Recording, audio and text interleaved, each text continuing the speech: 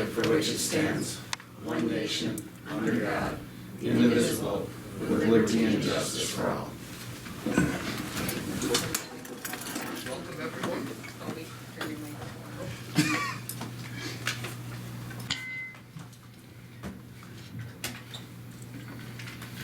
We have some meeting minutes to approve from our February 23rd, 2015 regularly scheduled council meeting.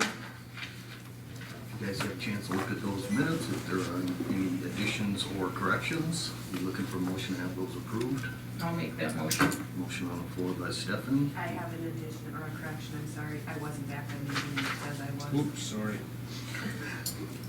I'll second that motion with the deletion of the treasurer not being here.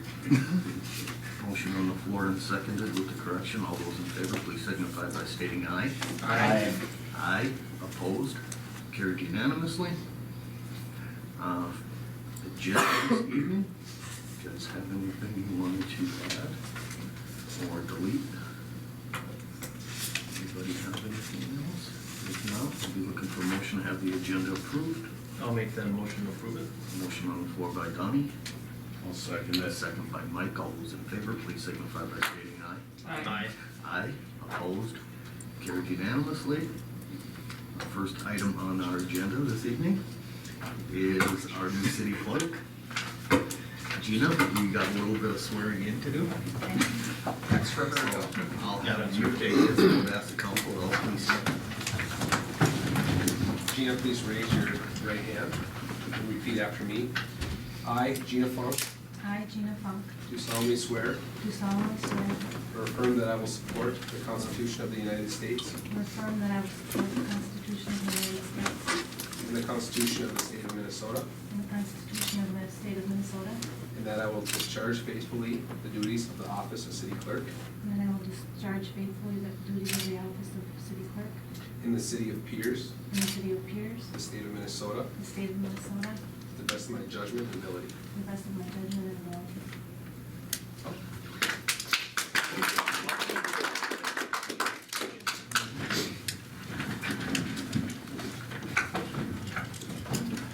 Perfect meeting to get you.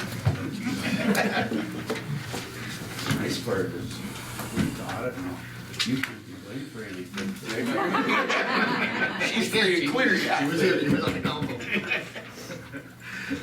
Next item on our agenda this evening, we have Schlenner Wenner for our 2014 city audit. Mary Backlund and guests. John Archer. John Archer. John? Yep. Welcome, John. We will turn the meeting over to you guys. Okay. Bring another chair up here. Sure, feel free to bring a chair if you'd like.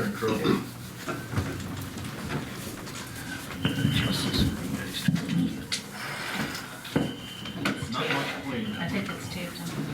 Yeah. I've got a whole bunch of paper to hand out here. Each one you want to take and pass it out. And then, okay, this is for the council members.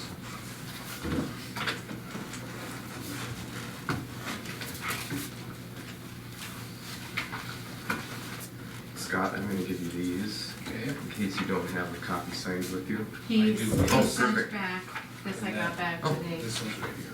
and here's your other So one. here's the original draft. And I think the rest are. Oh, the original signature. I'm gonna let you keep those, because you'll be in the office. He emailed it to me earlier today, Okay. so we pulled it into. Perfect. Okay. Hello, I'm John Archer, Mary Backlund. We're gonna go through your financials. You've got two reports with you. We're gonna start with the one with all the numbers in the financial statements. So if you wanna flip in just a few pages, it should be on page 2. It's actually not numbered, but it's the page that's on our letterhead.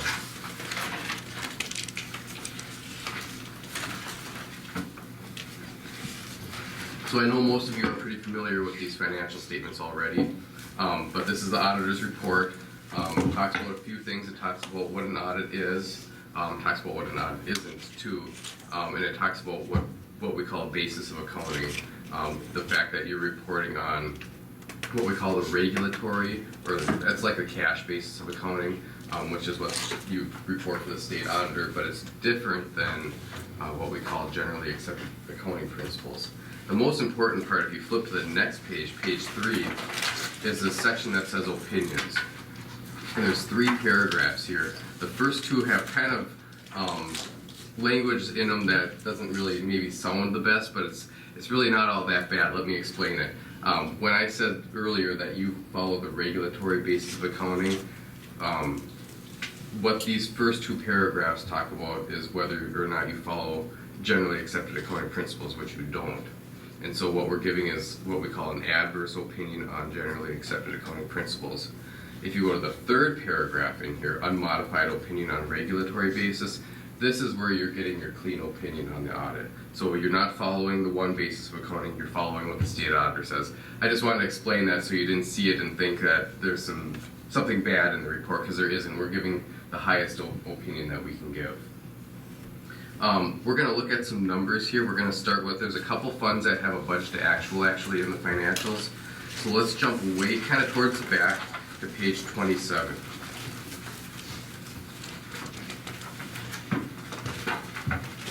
We're going to start with the general fund.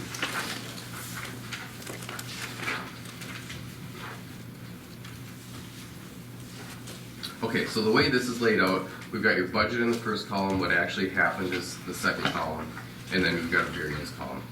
If we look at the revenue side first, or we call it resources or inflows, total revenues came in at $692,000 this year.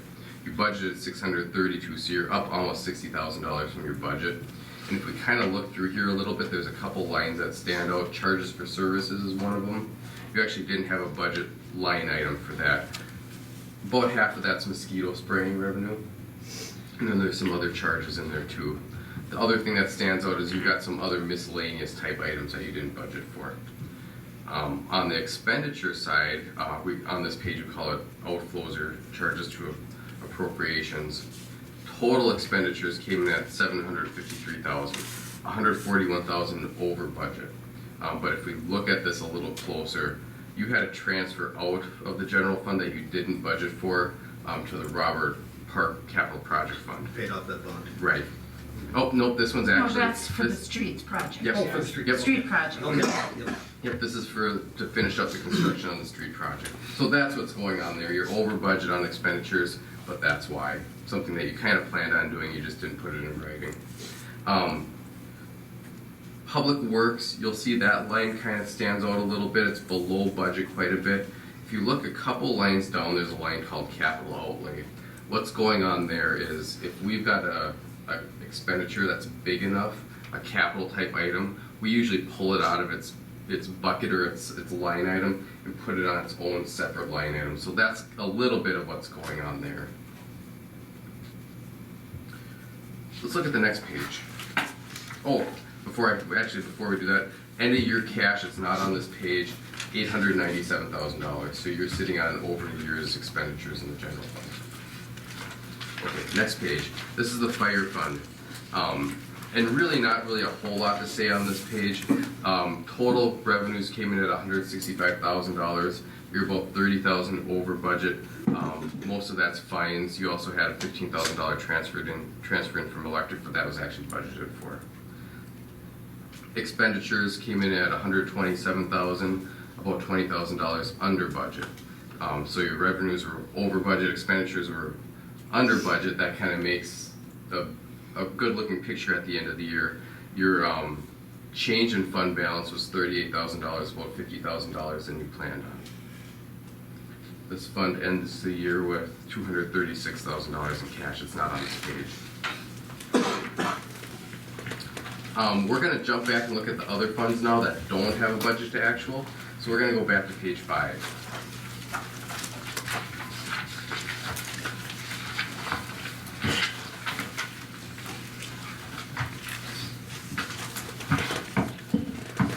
And this page actually, it spans over into the next page, so I'm going to make you flip between the two once in a while.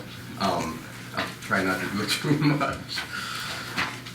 The first two columns, general fund, fire fund, we just covered. The next few columns we'll kind of go through really quick here. The third column in, that's going to be your Robert Park capital project fund. You had some revenue come in, some special assessments and property taxes that you levied. The big line here, if you go towards the bottom of the page, right above the total disbursements, you've got capital outlay of $191,000. That's the last of your capital expenditures on this project. So this project's done at the end of the year now. If we flip to the next page, we're not going to do this too much. You can see that $195,000 transfer in from the general fund that we talked about just a second ago. Overall, that fund had an increase in fund balance of $33,000. So you're sitting at about $40,000 in cash right now. This fund has a bond in it. You actually only have 2 bonds left at the end of the year. This fund has one of them. Balance is $246,000. You actually haven't started making payments on it yet. So let's flip back to page 5. I'm not going to make you flip for every one of these columns, but that one we're gonna. Cassie Street's the next line item, and Meadow Pond is actually the next over two. These are both debt service funds. Cassie Street, the big line item here, and you mentioned it a little bit ago, Toby, is this fund had the bond payoff. And so if you go kind of towards the bottom of the page there, you've got a $109,000 principal payment. This is that bond payoff. This fund actually has a decrease in cash of $84,000, mostly because of that payoff. You're actually sitting at negative cash of about $88,000 right now. This fund has a $110,000 loan from the general fund, and so as you're making these payments, that deficiency will go away. Actually, the fund balance is what's in the deficit. It's because you owe Right. because you owe the general Owe the fund general money fund, back. yeah. You owe the general fund money on that one. And then John, you mentioned. And so as you get the tip in, we'll pay off the general fund. You mentioned that the project, we're closing out the project at Robert Park Avenue, but The- we're not closing the fund. We're Right, not closing the right. fund. The No, fund- you have to have a debt The fund. fund next year you're gonna see, this year I'm calling it a capital projects fund. Next year I'm gonna be calling it a debt service fund. It's gonna be the same fund, Right. different Yeah. title. Because we will still have assessments still- coming in. You're still Right. gonna have Yeah. assessments. We still have the bond on it, so I We gotta still have the bond. Yep. Yeah, and we have to have a place to make the principal and Right, interest yep. payments. It's just the project piece of it. project Yeah. is closed, okay. Makes sense. Yep. Meadow Ponds, not really a whole lot to see there. You had some TIF revenues come in. You made a little bit of payments on it. That fund ends the year with actually a shortfall of $52,000. It was set a shortfall of $72,000 last year, so you're up about $20,000. And this one, we'll just keep the TIF open long enough to make that zero. Payment, yep. And once it becomes zero, it's Yep. gone. That's gone. Next column over is going to be your non-major debt service. So talking a little bit about major, non-major, there's a formula that we go through for each fund to determine if it's important enough to be on the front of these financials or if it's so small that maybe it doesn't matter quite as much as non-major. We've got quite a few TIF districts kind of lumped together in one column here. I'm not going to go through each one of them just because there's not really a whole lot to say about them. But the non-major TIF funds, each one of them had a small increase in cash. Last column on this page, other non-major funds. This is the Small Cities Development Grant Fund and the EDA Fund. On the revenues, we had about $70,000 of additional grant money in the Small Cities Development Fund. We had some loan repayments coming in as well, and some other miscellaneous type things. Revenues came in at $106,000 for the two funds combined. On the expense side, you've got $48,000 of what we call economic development. This is loans that you made during the year. Those two funds combined end with cash of $202,000.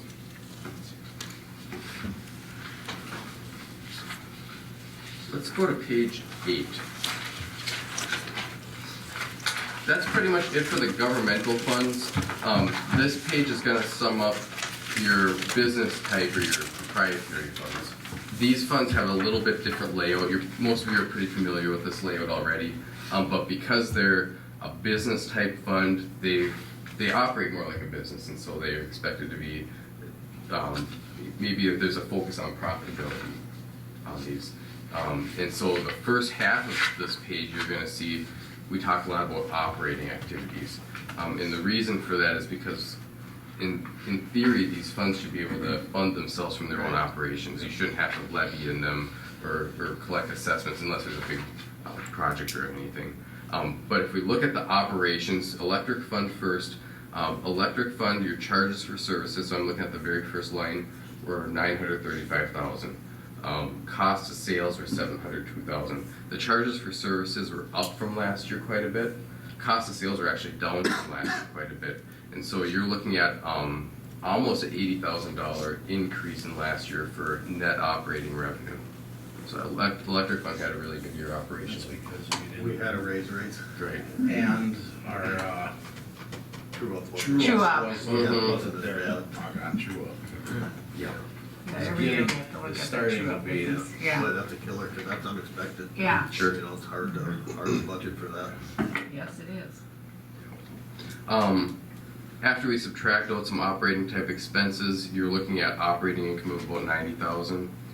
Overall, after we transfer out to the fire, some other miscellaneous things, you have an increase in cash balance of $86,000 in the electric fund. End the year with about $1.2 million. Golf course fund, golf course charges for services came in pretty close last year. But if we look at the makeup of these charges for services, they're kind of off a little bit from last year. And what happened was your memberships are up quite a bit. Green fees are down from last year. You had some flooding, that kind of Yeah, thing, we so had that a kind lot of of that. explains it. And so cart rentals are also down a little bit too. Clubhouse sales are up though.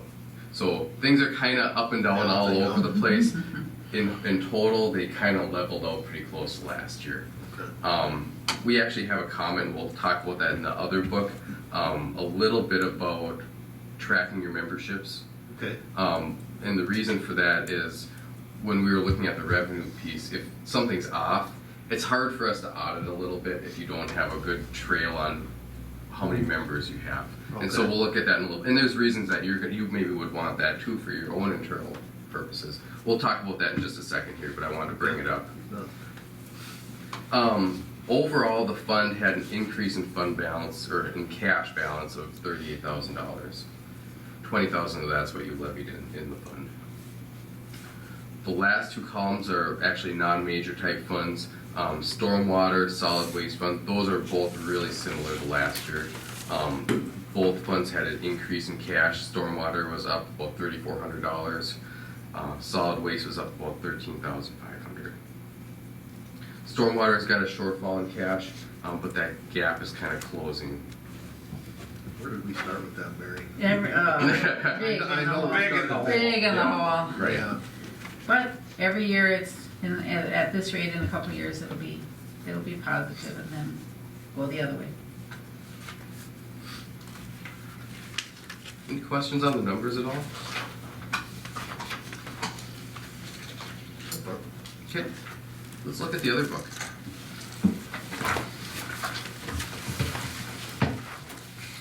This is fairly new. You've seen it a few years now, but a little background on this is this came about because of some of the big accounting frauds that happened in the past, the Enrons and the WorldComs and that kind of thing, because what was happening was frauds were happening, the board of directors were saying that they weren't aware that there were issues with the audit, and so now this was born, so we can tell you if there's issues with the audit or not. And there's not issues with the audit. You're gonna hear me say no a lot because there really weren't any issues.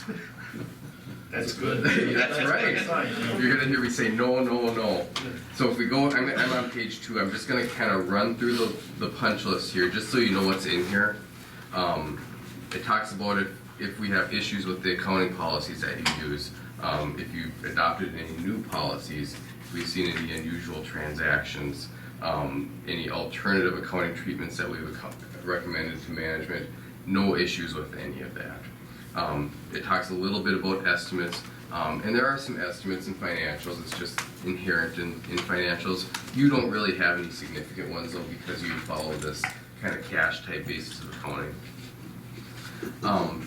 It talks about if we corrected any misstatements or if we passed on or did not correct any misstatements. We didn't see any uncorrected misstatements, so we were not aware of anything in these financials that are misstated.